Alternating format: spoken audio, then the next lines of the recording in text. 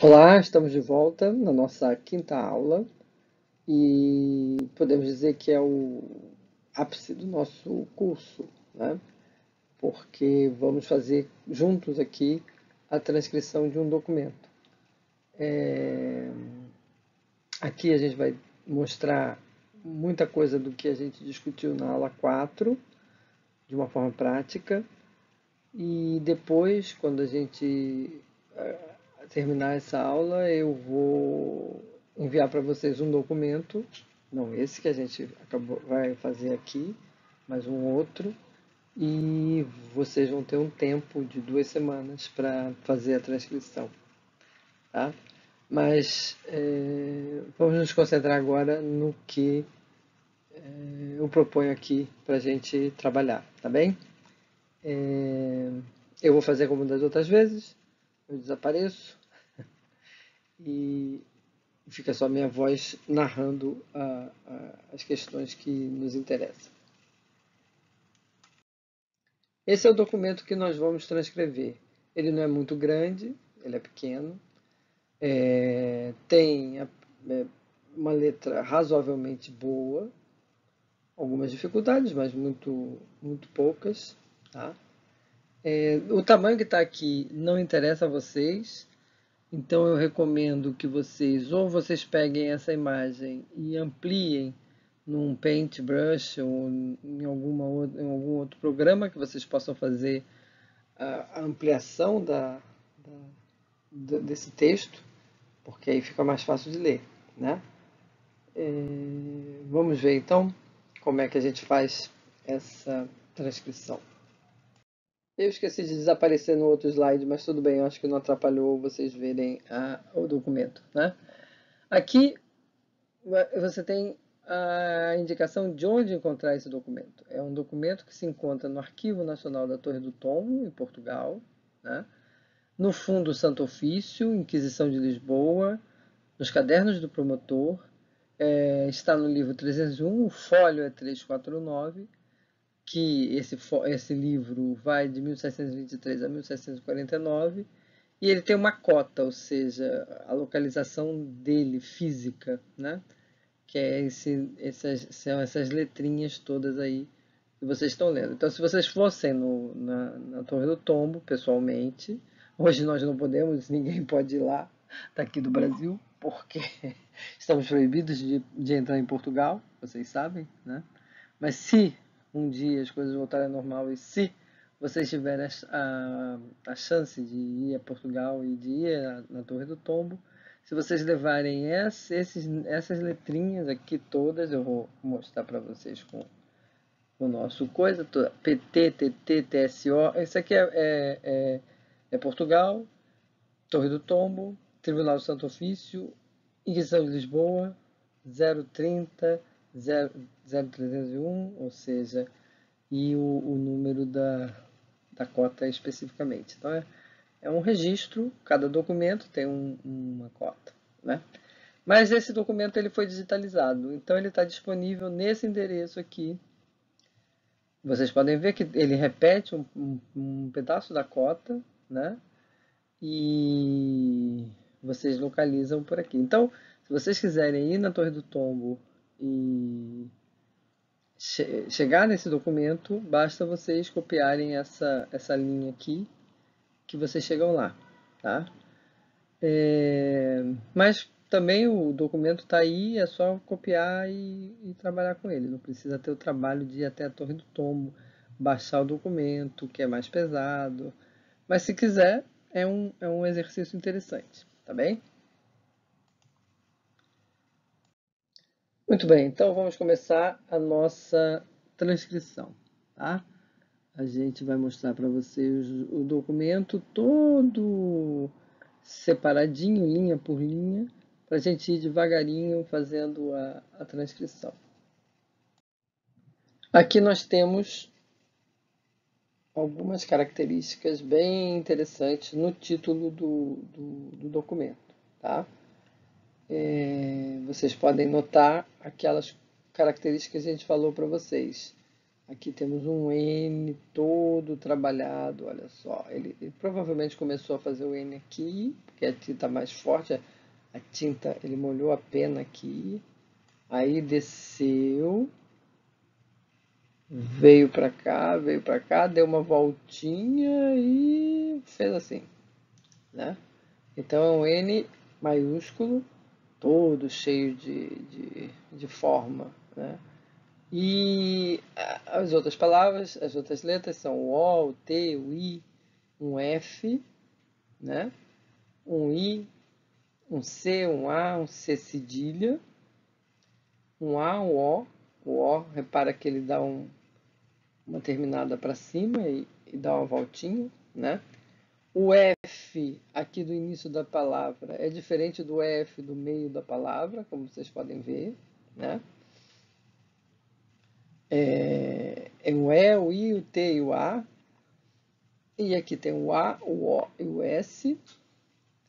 E aqui tem aquilo que eu já falei para vocês que a gente ia encontrar frequentemente, que é o tal do S caudado, né? Que a gente sabe que é um SS. Era assim que se escrevia o SS. Era uma espécie de símbolo do infinito colocado em diagonal. Então, a transcrição dessa linha é notificação feita aos impressores. Tá? Reparem, portanto, essas peculiaridades todas que nós falamos aqui na hora de ler sem ainda fazer a transcrição.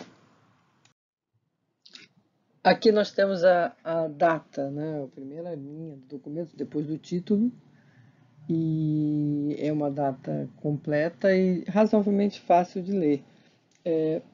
Não, não tem nenhuma grande peculiaridade que eu queira destacar aqui. Talvez o S do final, que é diferente do S do início de uma palavra, né? Uma coisa importante de se reparar aqui é que o S do final dele, ele joga para trás a curva, né? E se você entender isso, você consegue ler aos 12 dias do mês. Portanto, tudo ele está usando esse recurso do S final dele, sempre dá uma corridinha para trás. Isso é importante notar, porque lá no meio do documento isso vai ajudar a desvendar algumas palavras, né? Então, aos 12 dias do mês de março de 1749, tem uma vírgula aqui, né? Como vocês podem ver, Nash, e tem um hífenzinho de separação de linha, o que é raríssimo, né? É claro que esse documento a gente já viu que é de 1749, ou seja, bem meados do século XVIII, algumas regras já estão consolidadas, né? Mas em documentos mais antigos é difícil ver uma separação de palavras assim, de sílabas, né? Assim com frequência. Então, aqui está então a reprodução do que nós acabamos de ler, tá bem? Continuando, Nash, que estava lá no slide anterior, tá nesta, né, cidade do Rio, e aqui o Y de Rio pode atrapalhar bem a vida da gente, porque é muito parecido com S. Rio de Janeiro, em casas, aqui aquele S que a gente já viu, de morada do ilustríssimo, isso aqui é uma abreviatura que a gente vai ter que desdobrar, reverendo, outra abreviatura, ou seja, ilustríssimo é fácil, é o I, o L e o outro L e o O lá em cima, né? Reverendo é o R, o D e o O subscrito, como se fala, né? Lá no alto, tem um pontinho também, ó, que também é outro truque para a gente saber quando uma palavra está em abreviatura, né? Não todas, mas isso é muito frequente de se usar, porque vê aqui em seguida o senhor, SNR, né? Com um tiozinho em cima para fazer um sonzinho de nasalização. Comissário, que a gente vai ver que também ele separou a sílaba, lá depois a gente vai ver o resto da palavra.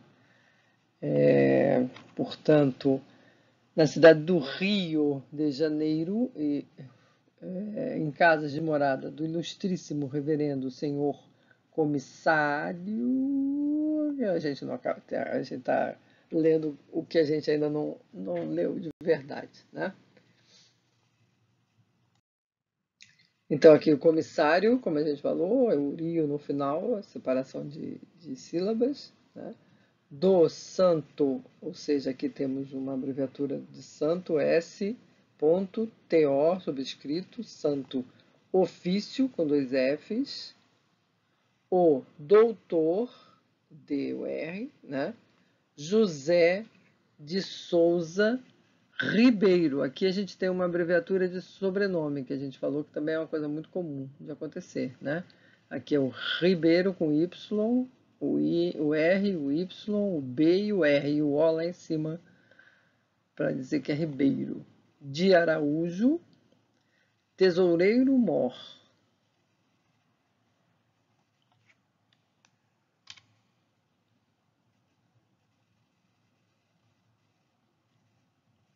E assim está descrita essa linha. Da Sé desta mesma cidade, ou seja, do Rio de Janeiro, vírgula, apareceu Antônio Isidoro da Fonseca. Sou. E aí a gente vai ver a linha. Da Sé desta mesma cidade, apareceu Antônio Isidoro da Fonseca, sou. Aqui é uma divisão de sílabas. No entanto, dessa vez não se colocou o hífen separador, como vocês podem notar, né? Então, só para a gente servir de lição para a gente, né? Que negócio de obedecer regra não era o forte dessa gente.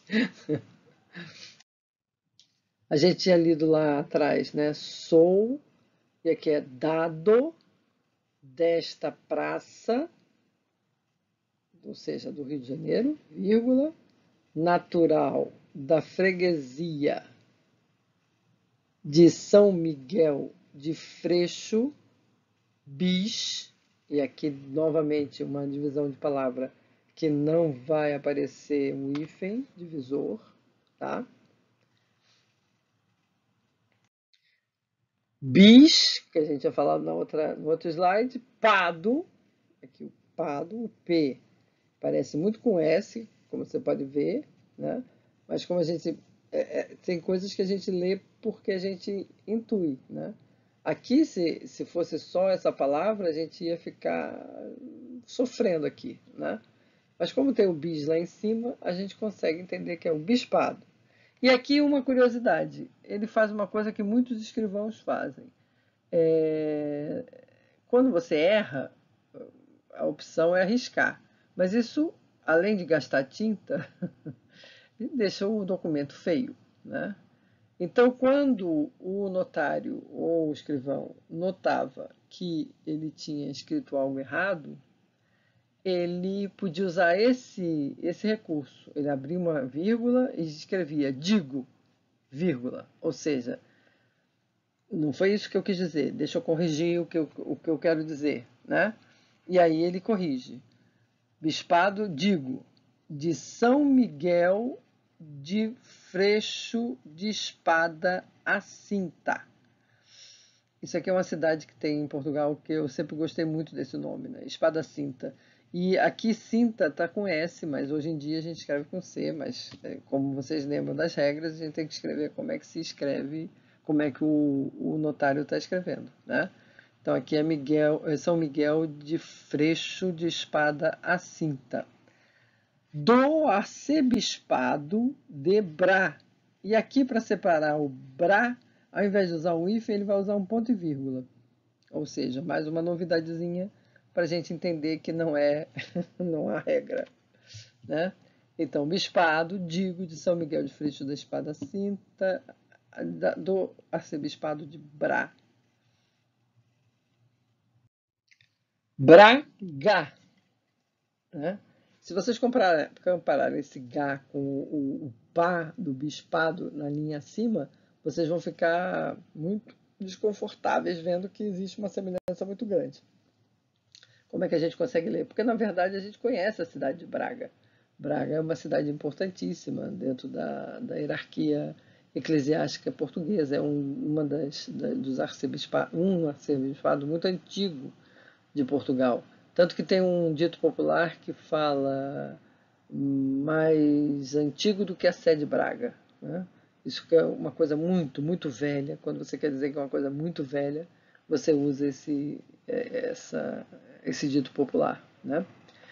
Vírgula, a quem o dito reverendo senhor comissário, e aqui as abreviaturas estão desdobradas, né? Mandou notificar para vir a. Aqui a gente já está vendo a outra linha, mas vamos nos conter nessa linha aqui, que é a gente está fazendo o corte de linha por linha. Sua presença e posto nela, notificou da parte do Santo Ofício do. E aí a gente vê aqui a transcrição. Santo Ofício, para que não imprimisse. Ó, repara aqui os dois S escaldados aqui, ao contrário lá do título, ele não fechou o S escaldado. E a gente mostrou para vocês na aula 4 que isso pode acontecer também, né? Então, o S escaldado às vezes pode ficar só assim, a meio caminho, né? Então, imprimisse mais de hoje em diante livros com. E aí a gente vê aqui, Santo Ofício, para que não imprimisse mais de hoje em diante livros com. Aí tem um ponto e vírgula aqui, esqueci de mostrar para vocês. Conclusões, né? Conclusões, vírgula, ou outros quaisquer papéis sem proceder expressa licença do santo. Vamos ver? É isso, conclusões ou outro quaisquer papéis sem proceder expressa licença do santo. Ofício, vírgula, de que mandou fazer este termo, vírgula, e ele, dito Antônio Isidoro.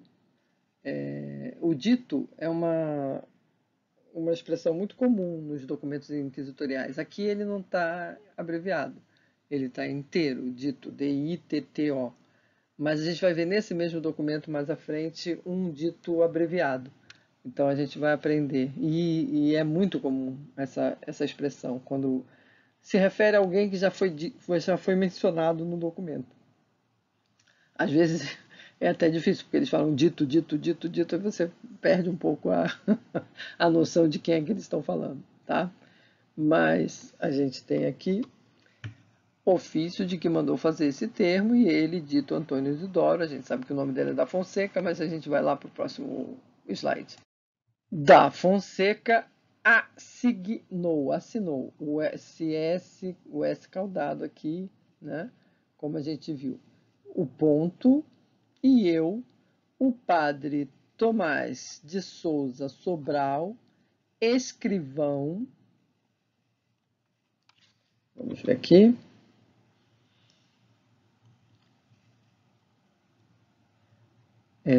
A frase, portanto, já está completa. Eleito, vírgula, escrivão eleito, vírgula, que o escrevi. Ponto. Tá? Então, essa é a primeira parte do documento. Como a gente vai ver, tem uma segunda parte. Agora vem as assinaturas e coisas do gênero em seguida.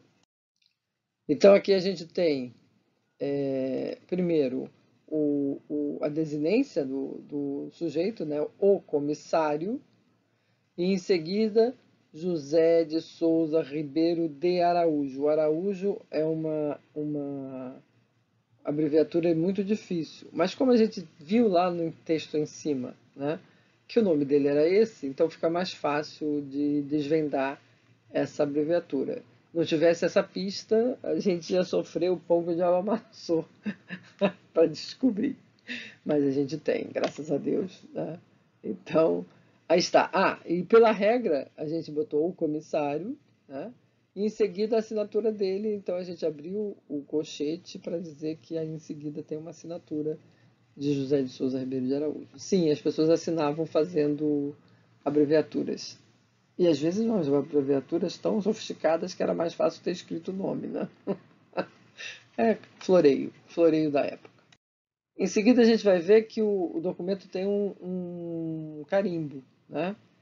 Que é do Arquivo Nacional da Torre do Tombo. Então a gente abre, segundo a regra, colchete e informa. Na margem esquerda existe o carimbo da instituição de guarda. Fecha colchete. Se quiser botar o nome da instituição de guarda, também pode. Arquivo Nacional, Torre do Tombo, ou só Arquivo Nacional, que é o nome quando esse documento foi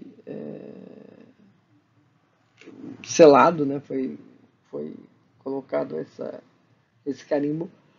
Era assim que eles definiam o nome da instituição. E aqui uma outra assinatura, a do Antônio, que também abrevia o nome dele, Antônio Isidoro da Fonseca, mais uma vez, um sobrenome também é abreviado. Né? Então a gente faz pela regra a assinatura entre colchetes. Antônio, a gente desdobra, né? A coisa aí fica em itálico. Eu acho que vocês notaram, né? Toda vez que a gente desdobra uma abreviatura, eu tenho colocado em itálico. Isso é uma obrigatoriedade da regra. Então, como vocês viram, esse documento tem duas partes. Tem a primeira parte, que a gente acabou de ver, e depois das assinaturas, vem mais um pedacinho, né? Então vamos lá ver o que eles estão anexando ainda mais de informações nessa segunda parte. Né? Então, aos 17 dias do mês de março da era acima, com dois S, com S caudado aqui, tá? Veio também, portanto, chá, e aí dois risquinhos, como se fosse igual, também separando sílaba. Então, pelo que vocês estão vendo até agora, né, a gente tem várias formas de separar sílaba. Tem o hífen, tem o ponto e vírgula, tem o sinal de igual, portanto, tem não usar. Né? Nesse documento, pequeno documento, você tem vários exemplos. Né?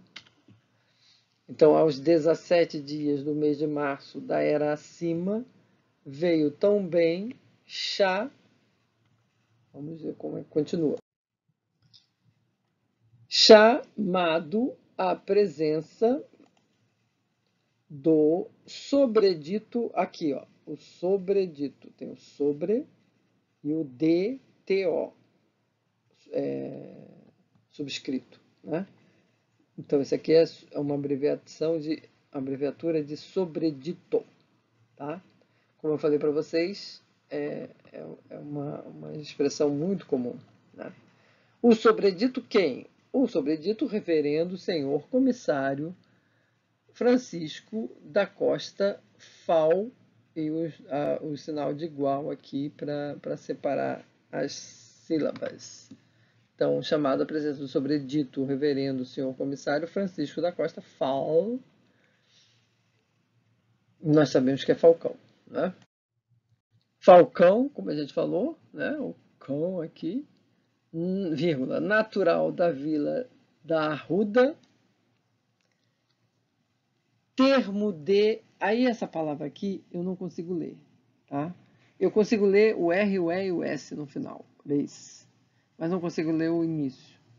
Mas eu sei um pouco de geografia de Portugal, então eu sei que a Arruda dos Vinhos atualmente, faz limite com Loures. Então, eu acho que essa palavra aqui é Loures, mas eu não consigo ler de fato, não tenho certeza, tá? Depois a gente vai ver como é que a gente resolve esse tipo de insegurança. Vírgula. E morador nesta cidade, então, natural da vila de Arruda, termo de, aí eu botei entre colchetes, escrevi Loures, porque é o que eu acho que é, mas botei uma interrogação. Eu podia ter feito de outra maneira, eu podia ter botado só a interrogação, dizer que eu não conseguia ler. Ou então eu podia apagar essas 3 letras, o Loures, que eu não tenho certeza, deixar um risquinho aqui, um sublinhado, e deixar só o Reis, que é o que eu consigo ler com certeza, né? Mas como eu disse, algumas vezes a gente pode arriscar, né? E eu arrisco que o que está escrito aqui é Loures. Mas, como sou eu que estou arriscando, eu tenho que deixar de alguma forma isso informado para a pessoa que for ler, sem eu estar perto, né, saber por onde minha cabeça passou, né? Então, eu aceito qualquer ajuda aqui nessa leitura dessa palavrinha, tá? E morador nessa cidade. Que, e aqui é um que abreviado, bem clássico, né? O que e um risquinho para cima. Vocês viram isso na aula 4, eu mostrei várias vezes esse tipo de que para vocês. Que vive do ofício, aqui é uma abreviatura, de escrivão do contrato do tabaco, ou seja, ele é o cara que anota o comércio de tabaco, né? Vírgula. A quem o dito reverendo senhor, o ilustríssimo, esqueci do ilustríssimo, desculpa, a quem o ilustríssimo reverendo senhor comissário, aqui tem uma certa abreviatura, notificou da parte do Santo Tribunal do Santo Ofício para que comissário notificou da parte do Santo Tribunal do Santo Ofício para que, e aí ele vai repetir tudo que ele já disse lá para o Antônio Isidoro. Ele vai dizer para que não imprimisse, vírgula, nem ajudasse a imprimir de hoje em diante livros com e os dois risquinhos como se fosse igual, né? Então não imprimisse nem, e reparem que o não aqui veio sem tio mesmo, né? Não, esse pedacinho aqui não é o tio do O, na verdade é o que está lá em cima da letrinha, né? Não imprimisse nem ajudasse a imprimir de hoje em diante livros e com o E aqui tá trepado aqui, né, entre essas duas palavras, né? Ele deve ter esquecido e aí ele deu uma emendada. Isso também era comum os escrivãos fazerem. E conclusões ou outros quaisquer papéis sem proceder expressa licença do. Isso aqui é uma frase repetida, né, do outro documento. Eu falei proceder, mas é preceder, nesse caso aqui, né? Desculpem. Do Santo Ofício de que, aqui novamente o que é abreviado, mandou fazer este termo, vírgula, que ele assinou. Aqui o S caudado, assignou, né, tem um G aqui, ponto. E eu,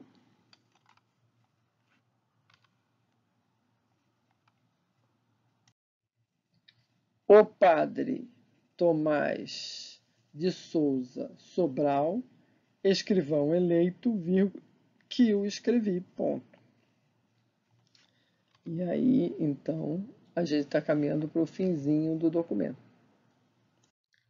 E aqui a gente tem as assinaturas ainda mais abreviadas, né? Nesse caso aqui do comissário, e também do Francisco da Costa Falcão. Então a gente tem as duas assinaturas aqui, assinaturas do Dr. José de Souza Ribeiro de Araújo, bem abreviada, né? E Francisco da Costa Falcão. A gente só consegue ler essa assinatura, como já disse, porque a gente já sabe quem é ele, né? Ler essa assinatura sem essa informação toda que a gente tem seria muito difícil. Não é impossível, mas é muito difícil, tá? Vocês lembram que, pelas regras, a gente tem que, antes de apresentar a transcrição, dar uma série de informações para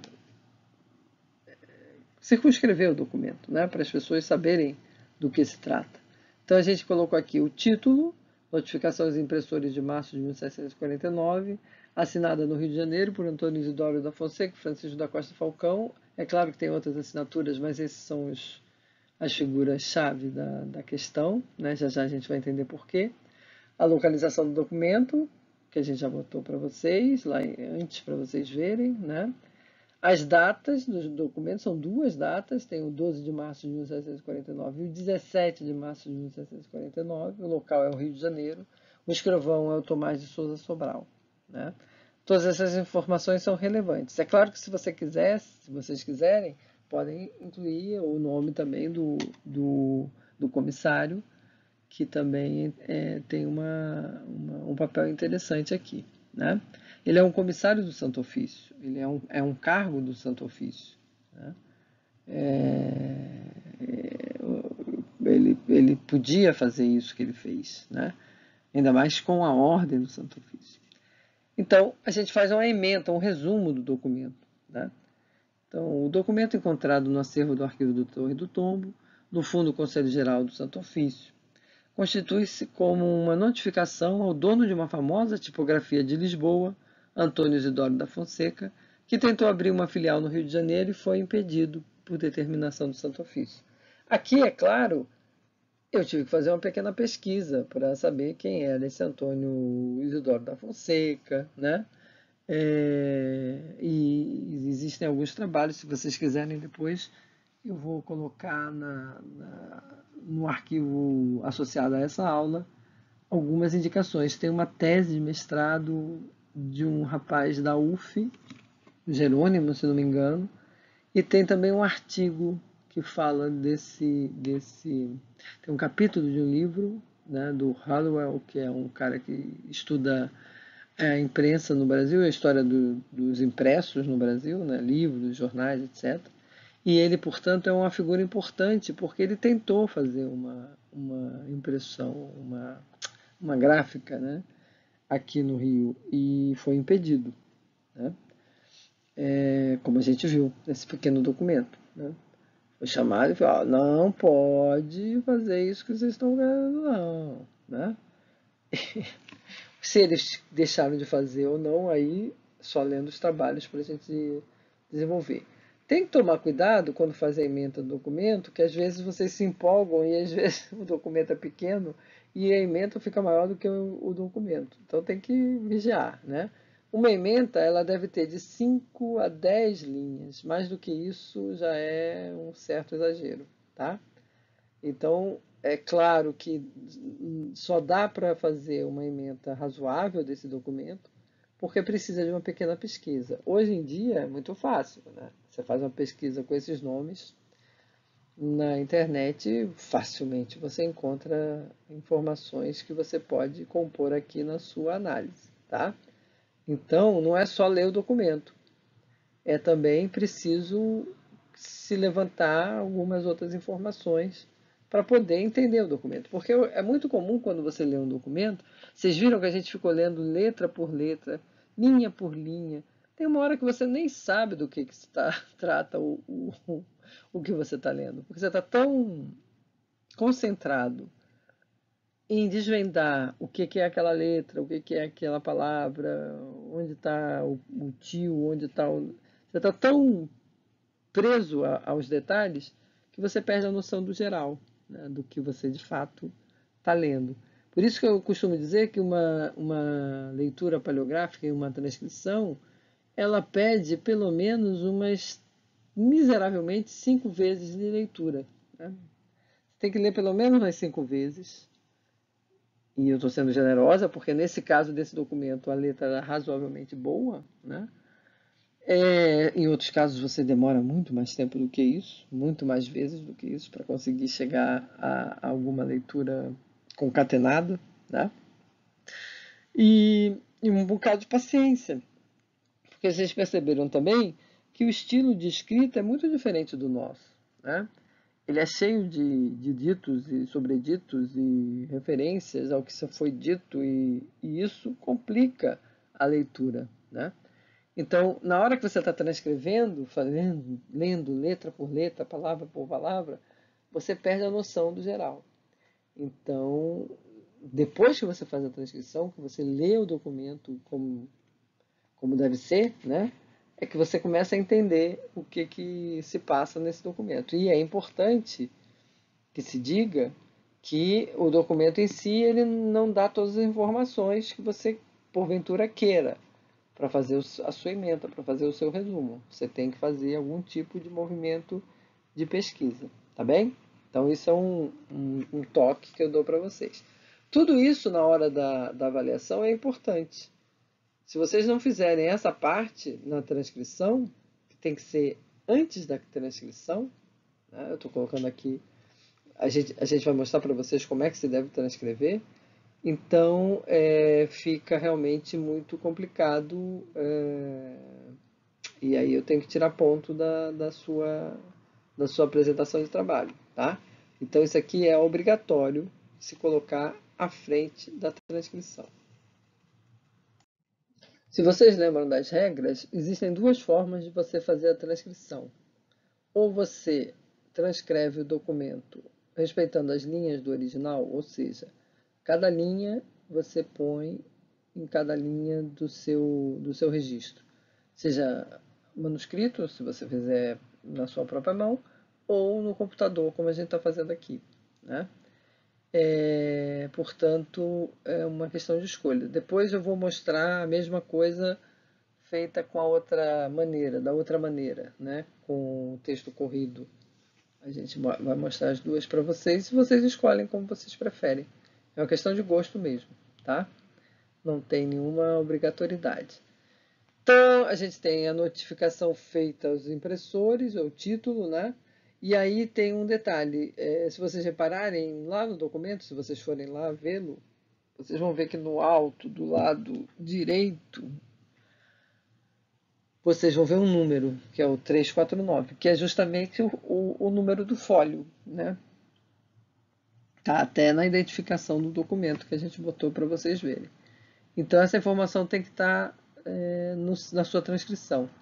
De preferência, nesse caso, a gente botou na mesma linha que se encontra, ou próxima de onde ela se encontra, que é bem próximo ao próprio título, né?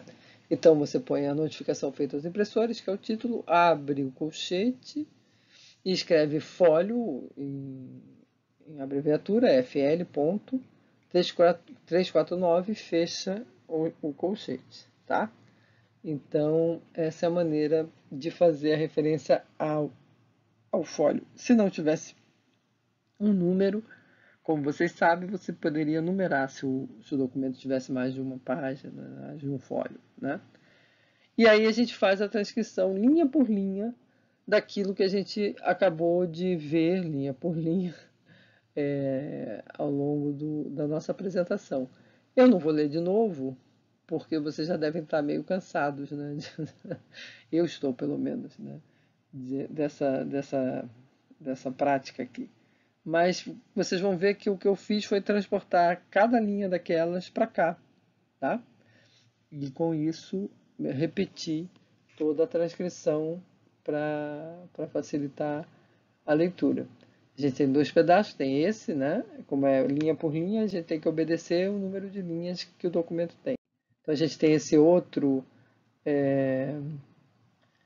eu não sei se vai funcionar na gravação, mas depois eu vejo. Tem esse outro slide continuando até o final, com a assinatura final, a segunda parte da transcrição. E aqui a gente tem a transcrição do documento, o texto corrido, né? Que é a segunda forma de se fazer uma transcrição. Aqui a gente tem que notar um detalhe. Toda vez que uma frase acabar, a gente tem que botar essa barra paralela aqui, tá? Então a gente botou o título, notificação feita aos impressores, abriu a informação do fólio, tá? A informação do fólio pode vir assim, como a gente fez aqui, mas também pode vir lá no final, entre colchetes. É uma questão só de vocês escolherem, tá? Como no documento que a gente está trabalhando, ele está logo no início e acima, então eu resolvi botar assim. Mas também você pode fazer de outra maneira, não tem problema. Então, toda vez que tiver uma mudança de frase, desculpe, uma mudança de linha, vocês usem então as barras paralelas em diagonal, tá? Porque aí a pessoa que vai ler sabe que cada uma dessas frases está numa linha diferente, tá? Isso é importante, inclusive para respeitar a própria lógica do documento, que é sempre aquilo que a gente falou desde o início para vocês. É o mais importante de tudo, sempre é tentar respeitar ao máximo a lógica do documento, né? Então aqui a gente transcreveu todos os pedacinhos, né? Botamos na margem esquerda existe o carimbo da instituição de guarda entre uma parte e outra do documento, né? E a segunda parte do documento aqui também colocada. Talvez para ler seja o melhor esse estilo aqui, né? Mas é como eu disse, vocês escolhem, é uma questão de gosto. Cada um, quando for fazer o seu, escolhe qual a maneira que é. O que não pode é misturar as duas maneiras, né? Ou faz uma ou faz outra. É uma questão de escolha e a partir daí abraça essa escolha e vai até o fim, tá? Eu sei que foi cansativo, mas também sei que essa gravação vocês podem ver aos pedaços e aos pouquinhos. Então, quando vocês estiverem cansados, vocês podem parar, né? Eu recomendo um truque bom, depois do que a gente fez aqui, é vocês pegarem o documento sem mais nada, só o documento, e verem se vocês conseguem fazer a leitura, né? Isso faz com que o seu cérebro vá se acostumando com esse tipo de desenho que o manuscrito propõe, né? E que a gente não está tão acostumado, a gente está mais acostumado a ver de outras formas, né? Eu tentei ser o máximo correto aqui na transcrição. Posso ter deixado passar alguma coisa, porque é muita informação, né? E se vocês virem algum erro, fiquem à vontade de falar, o professor errou aqui, porque acontece, tá? E qualquer dúvida, vocês já sabem, a gente tem um fórum, né? Aliás, eu fui mexer no AVA e apaguei o fórum inicial, mas já abri um novo e é até bom, porque aí fica mais concentrado nessa questão da transcrição, que talvez fosse melhor mesmo a gente se concentrar. E eu também não fiquei tão preocupada, porque todas as perguntas que vocês fizeram lá, tem um sistema no fórum que manda para minha caixa postal. Eu não sei se manda para de vocês. Então eu tenho as perguntas e as respostas que eu dei para vocês. Se precisarem de alguma coisa, é só pedir que eu reencaminhe, tá bem? Agora, então, assim que vocês acabarem de ver essa aula, vocês vão procurar lá num tópico especial a primeira transcrição que vocês vão fazer sozinhos, tá? Eu vou caprichar num textinho bacana para vocês, tá bem? Obrigado pela atenção e até a próxima.